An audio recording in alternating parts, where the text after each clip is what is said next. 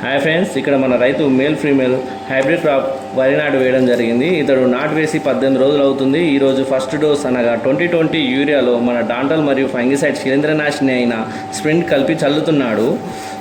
Sumitomo company వారి డాంటల్ గురించి ముందుగా తెలుసుకుందాం. ఇందులో ఫిన్ప్రో 10% ఈసీ కలిగి ఉంటుంది.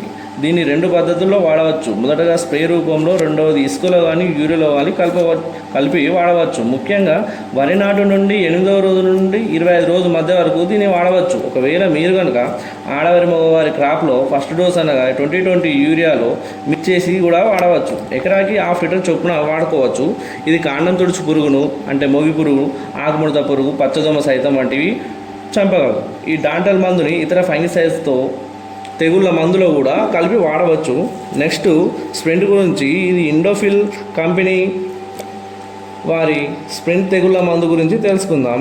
ఇందులో కార్బనిజం 25% మరియు మ్యాంకోజోబ్ 50% డబ్ల్యూఎస్ రూపంలో ఉంటుంది.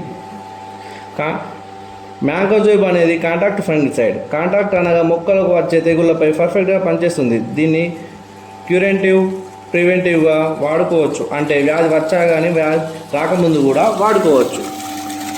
ఈ స్ప్రింట్ విత్తన శుద్ధిగా వాడుకోవచ్చు. ఇది ఫంగస్ను కూడా నివారిస్తుంది. ఈ స్ప్రింట్తో విత్తన శుద్ధి చేసుకుంటే విత్తనానికి రక్షణ కవచంగా ఉండి విత్తనానికి ఎటువంటి ఫంగస్ కానీ శిలీంధ్రాలు బారిన పడకుండా కుళ్ళిపోకుండా బాగా ఉపయోగపడుతుంది.